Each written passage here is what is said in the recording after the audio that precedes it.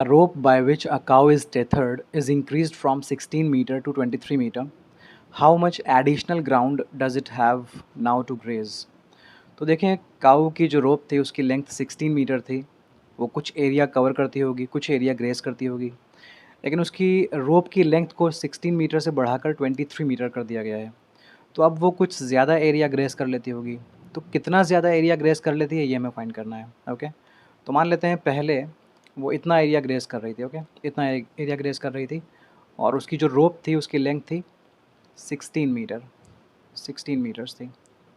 अब क्या कर रहे हैं, उसकी रोप की लेंथ को बढ़ा रहे हैं। तो अगर रोप की लेंथ को बढ़ाएंगे तो अब एरिया वो ज़्यादा कवर कर लेगी, मतलब अब वो कुछ इतना एरिया कवर कर लेगी।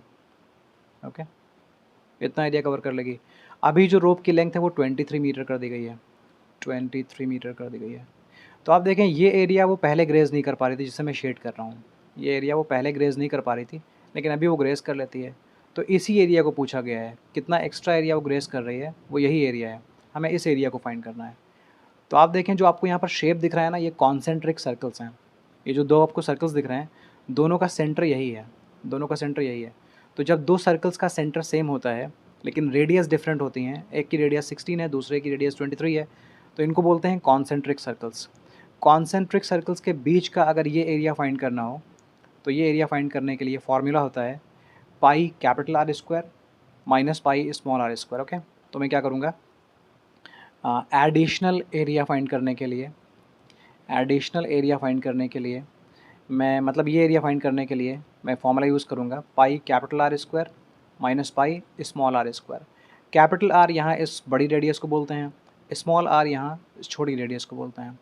तो पाई आप कॉमन ले सकते हो, बचेगा capital R square minus small r square. Pi की वैल्यू 22/7 लिख दो। रेडियस की वैल्यू, कैपिटल आर की वैल्यू 23 है, स्मॉल आर की वैल्यू 16 है, स्क्वायर लगा रहेगा इन पर। अब आप लिखोगे 22/7, ये है 23 स्क्वायर माइनस 16 स्क्वायर। एक आइडेंटिटी आपको मालूम होगी कि A square minus B square का मतलब होता है A plus B and A minus B. इसे याद कर लो, इसी को मैं यूज़ करने वाला हूँ यहाँ पर कि 23 स्क्वायर माइनस 16 स्क्वायर को मैं लिखूँगा 23 plus 16 and 23 minus 16। Okay, I hope यहाँ तक सब कुछ क्लियर है। If there is any kind of confusion आप कमेंट सेक्शन में लिख सकते हैं अपनी प्रॉब्लम।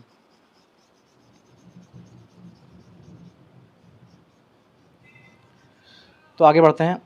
22/7 मल्टीप्लाइड बाय 23 और 16 को अगर आप ऐड करोगे तो आपको 39 मिलेगा, और 23 में से 16 सब्ट्रैक्ट करोगे तो आपको 7 मिलेगा। ये 7 वन टाइम्स कैंसिल हो जाएगा। अब सिर्फ 39 और 22 बचा हुआ है। अगर आप 39 और 22 को मल्टीप्लाई करोगे तो 858 मिल जाएगा। 858 यूनिट देख लेते हैं क्या है, मीटर है। 858 मीटर स्क्वायर ये एरिया काऊ एक्स्ट्रा ग्रेज कर सकती है अगर उसकी लेंथ को इंक्रीज़ कर दिया जाएगा। I hope you are getting it, यही आंसर है।